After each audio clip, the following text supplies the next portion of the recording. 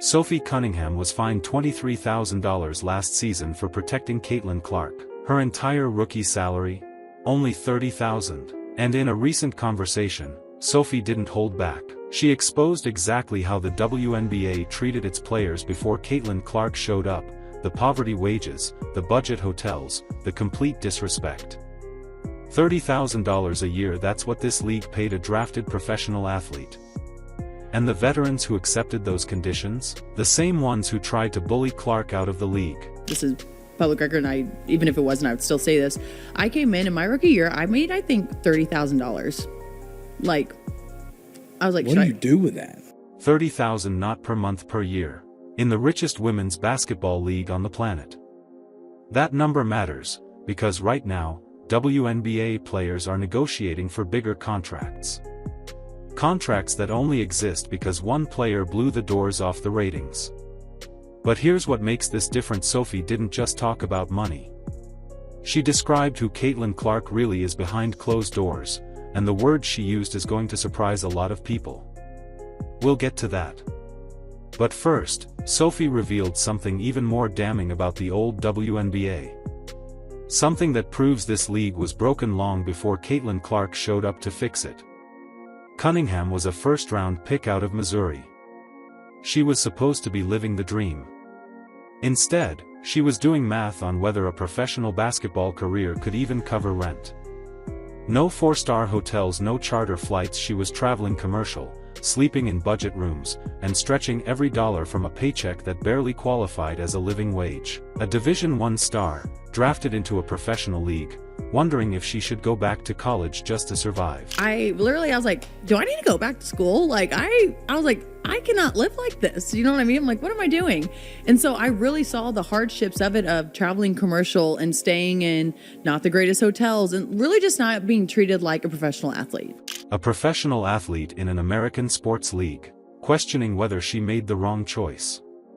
And this wasn't some undrafted rookie hoping to catch a break. This was Sophie Cunningham. Now think about who was running things during those years. The same establishment. The same old guard. The same voices that told fans the WNBA was fine the way it was. And her signing bonus? A hat that said WNBA Draft. And a t-shirt. Her first purchase as a professional athlete? McDonald's. Not because she wanted it, because that's all she could afford. First thing I bought, I don't know, McDonald's, giving it back to my roots because that's what I could afford. So the league was paying poverty wages, flying its athletes commercial, cutting corners on hotels. And then Caitlin Clark walks through the door, and suddenly the WNBA is signing a $2 billion media deal. Sophie Cunningham has thoughts on that too. And what she said next is going to end an argument that's been raging for years. For years, whenever WNBA ratings came up, the excuse was always the same. Fans are sexist. The media doesn't respect women's sports. America isn't ready. That was the talking point for 2 decades.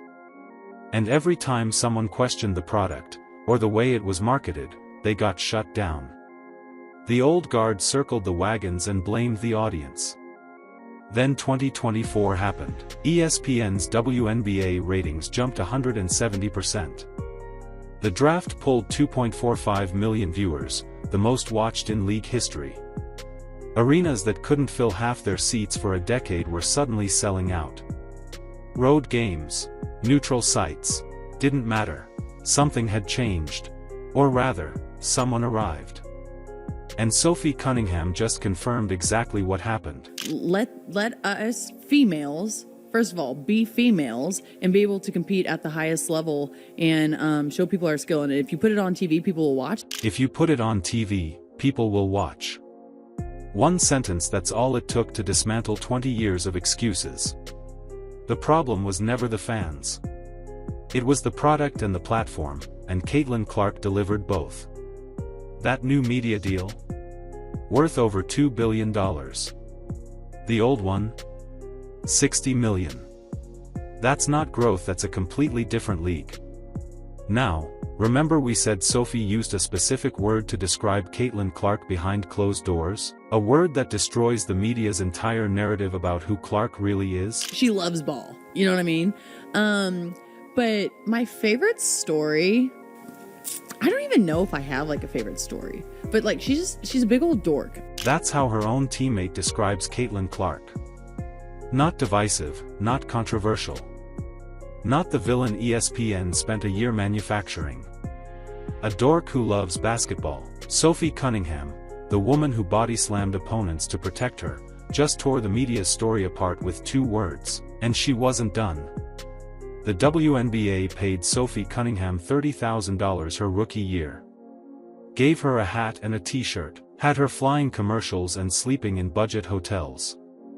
And she still showed up, every single day. Then Caitlin Clark arrives. Ratings explode. Revenue skyrockets. Arenas sell out. A $2 billion TV deal gets signed. And what does the league do? Does it thank her? Does the old guard welcome the player who just changed their financial futures forever? No. They cheap shot her. They hip check her. They let Chindi Carter foul her without consequence. They fined Clark $3,000 for skipping a press conference after getting hit, but Carter's foul? That only gets upgraded after public outrage forces their hand. And the one player who actually stood up and protected Caitlin Clark? The one player who said enough is enough? The league fined her too. Sophie Cunningham didn't learn to fight in the WNBA. She was raised by strong women. Her mom is 5'11", her aunt is 6'3", her sister is 6'1". Toughness runs in her blood. So when she saw what was happening to her teammate, she did what she was built to do. And here's what it cost her. Do you know how much fines you've racked up over your W? Oh no, well this past season, 23,000. Mainly is because I was talking about the refs too much. $23,000 in fines in a single season. In a league that paid her $30,000 her entire rookie year. Let that math sit for a second. Sophie Cunningham's punishment for protecting Caitlin Clark and calling out bad officiating nearly equaled her entire first-year salary. The league didn't fine the players for throwing elbows, they fined the player for throwing the truth. And fans see it. After this conversation surfaced, the response was immediate. One comment read, "Sophie is the teammate every player deserves, and the WNBA doesn't deserve her." Another, "She made $30K and still showed up every day. That's not an employee. That's a soldier." And the one that sums it all up, the enforcer earned her name. The league just hasn't earned her respect. But here's what matters right now. The CBA negotiations are happening as we speak. Sophie Cunningham's contract status with the Fever is uncertain. And the question every fan should be asking isn't whether Sophie comes back, it's whether the league she just exposed has actually changed, or if they're about to make the same mistakes all over again. Sophie Cunningham didn't just pull back the curtain on Caitlin Clark, she pulled back the curtain on the entire WNBA. The poverty wages. The commercial flights, the budget hotels, the fines for speaking up, all of it. And the fact that she can say all of this publicly, with a smile on her face, tells you everything about where the power in this league has shifted. The old guard can't silence this anymore.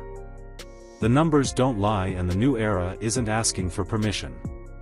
Drop a comment, should the Fever bring Sophie Cunningham back at any cost? Subscribe if you're new and hit that bell. Because when the CBA numbers finally drop, we'll be the first ones here with the receipts. Sophie Cunningham got fined $23,000 for protecting Caitlin Clark. In a league that once paid her $30,000, that's not a fine, that's a badge of honor.